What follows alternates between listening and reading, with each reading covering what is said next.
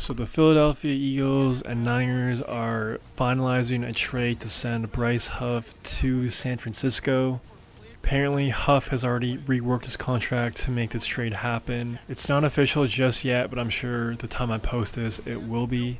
A big reason why the Eagles are making this trade happen is because once they trade Bryce Huff, they will create around 15 mil of cap space in 2025.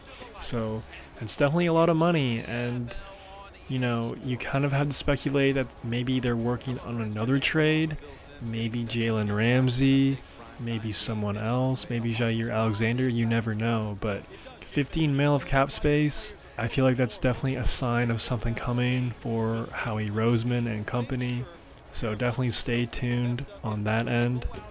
Bryce Huff was a beast with the New York Jets, and because of that, he was rewarded with a nice contract from the Eagles last offseason. The Eagles paid him a 3-year deal worth 51 mil. Didn't really have the best season a year ago. In fact, he was a healthy scratch in the Super Bowl, so definitely not a good indication, especially since, they just signed him to a 3-year, $50 million contract, and he's a healthy scratch in the biggest game of the season for your team.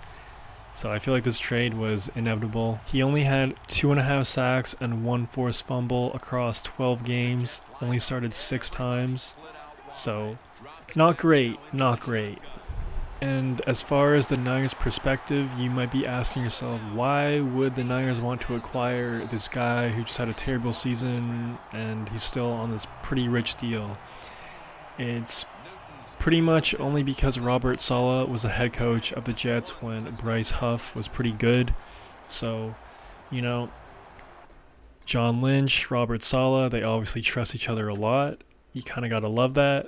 And Robert Saleh wants Huff on his team, on his defense. So it'll be interesting to see if Robert can turn Bryce Huff around and if he could become a consistent and competent player again. We'll see, man. We'll see. Niners fans, Eagles fans, talk to me. Are you okay with this trade? Are you not? Let me know in the comments below. I feel like if you're an Eagles fan, you definitely got to be totally cool with this and excited about what the next few weeks will be like, because I'm telling you, another trade for them is around the corner. And as far as the Niners go for this 2025 season, apparently Kyle Shanahan has this quote to say about McCaffrey. He is healthy as can be. Christian is as ready as any player I've been around. When he gets hurt, he's got to rehab and get better. Right now, he's healthy as can be. We've got to kind of protect him from himself, but Christian has a good idea of what he needs to do right now. So, that's a lot of talk. That's a lot of words. I think talk is cheap in life and especially in business, and that's what the NFL is. It's a business. It's a product at the end of the day. Jed York wants to make his money. The Niners are one of the most well-known franchises in the NFL. So it makes sense for Kyle Shanahan to be saying this right now, even though it's probably BS to a certain extent. You got to get fans back in the seats. You got to get fans kind of rejuvenated for this 2025 season, because last year was embarrassing and it wasn't great. And it's kind of a pressure cooker sort of year for the Niners. They, of course, just paid Brock Purdy. I feel like Kyle Shanahan and John Lynch are definitely on a warm seat right now. And they currently have by far the easiest schedule in the NFL. I'll go through it in a minute, but it's just crazy ridiculous. A lot of people talk about how the NBA is rigged and how other sports leagues are kind of rigged. And yeah, for sure, the NBA definitely is rigged. I mean, the draft lotteries over the years are just completely insane. Shout out to the LeBron draft, of course, the Chicago draft with D Rose, and of course this past draft with the Dallas Mavericks, man. All the people who say the NFL is rigged, I don't think it's really rigged on game days fully compared to like the NBA. But man, I just don't understand how the Niners get like the softest schedule. So their schedule is week 1 at Seattle. Not a bad start right there, except throughout Kyle Shanahan's time as the Niners head coach, he's owned the Seahawks. So okay, but still, you never know. That's a fair opening week 1 game in my opinion. But then at New Orleans, then the Cardinals, and then the Jacksonville Jaguars. That's the month of September. In October, at LA Rams, at Buccaneers, at home against the Falcons, and at Houston. Not bad, not bad. Absolutely could be some L's there for sure, no question about it. Month of November, at New York Giants, home against the Rams, at Arizona, home against the Panthers, at Cleveland. Pretty soft. Pretty soft. Except for the LA Rams, man, pretty soft for the month of November. In December, bye week, home against Tennessee, at Indy, home against the Bears. Pretty soft. Pretty soft. And then they finish off the year at home against the Seattle Seahawks. Honestly, man, if it wasn't for the Niners playing the Rams twice a year, I mean, we're talking about maybe like I don't even know, like almost an undefeated season. Sure, like they play the Buccaneers on the road, you know, that could be a challenging game, of course. And they play Houston on the road as well, but like, I don't know, man, that schedule was just insanely light.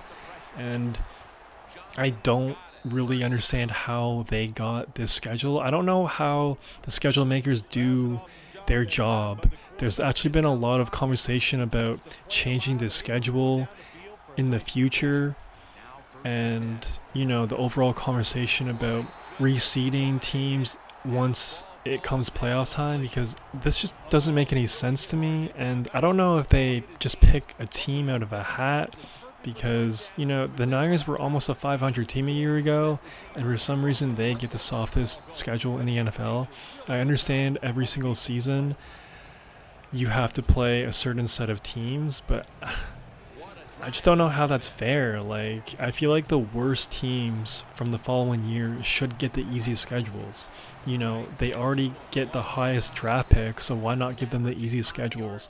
I just feel like that's the most logical thing to do in my opinion. So I definitely think Roger Goodell has some work to do in the next few years, and I'm sure he'll figure it out. But yeah, man, just a complete head scratcher. If you have any insight, or if you want to teach me or educate me on how the Niners got the easiest schedule in the NFL, let me know in the comments below. But yeah, man, like, you take this schedule into account, and the fact that Brock Purdy got paid, and the fact that they had just a really ugly season a year ago, it's do or die time for the Niners. They have to make the playoffs. If they don't make the playoffs, you know, just go, I was the owner of the Niners and they didn't make the playoffs in 2025, I would just get rid of everybody, just clean house everywhere.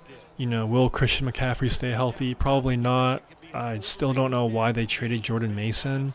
I understand that Kyle Shanahan can make it work with pretty much any running back, but still, I feel like Jordan Mason was a really, really solid back, and I'm excited to see what he could do in Minnesota. George Kittle, Brandon Ayuk, Brock Purdy, Christian McCaffrey, the Bionic Man, we'll see. Are they going to be a playoff team in 2025? They better be, man. They better be. I do have faith that that defense will be a lot better. I do trust Robert Saleh as a defensive coordinator. Obviously, he had some pretty good years there, the tail end of his Niners career. That's why he got the head coach job for the Jets. And when he took that Jets job, his defenses were always top 10 units every single year. So I know that defense will be better, but as far as that offense, will they be consistent? Will they stay healthy? I don't have those answers, but man, they better be. They better. Let me know what you think about the Bryce Huff trade, the Niners schedule, and everything else in between. If you made this far, please subscribe and like the vid. It'd help out your boy a ton. That's all I got for right now. Peace.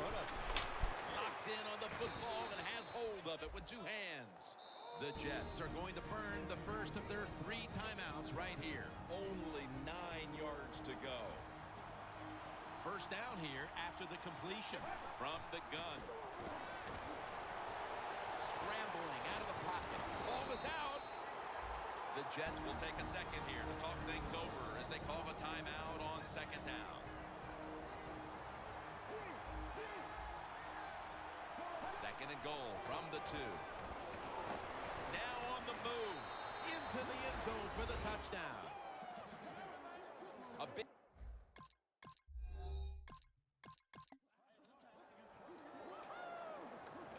The Jets on a quest for their third straight scoring drive here, Phil. They've been having their way with that defense on these last few possessions. Well, let me say this, Jim. It's not that easy to score points in the NFL. Not the way they're making it look. And they're confident. They look like they're fast. They're fresh. They're rested. It's been fun to watch. Holding offense. The defense will take the penalty. First down. The Panthers come out in a dime package from the shotgun. It's caught by Devin Smith. Smith's taken down at the 18. That's a good job by the receiver, running the drag route across the field. These are not easy throws for the quarterback, but he sticks it right on him for the completion. Second down and 12. Jason Morrow makes the catch. That's another reception, giving him 2. Good job by the offense picking up a first down there. They've been terrific all day long. They're winning the football game, and they are tiring this defense out. The Jets will take the snap from the 35. Mason's met at the 44. He's now averaging 6 yards a carry on the day.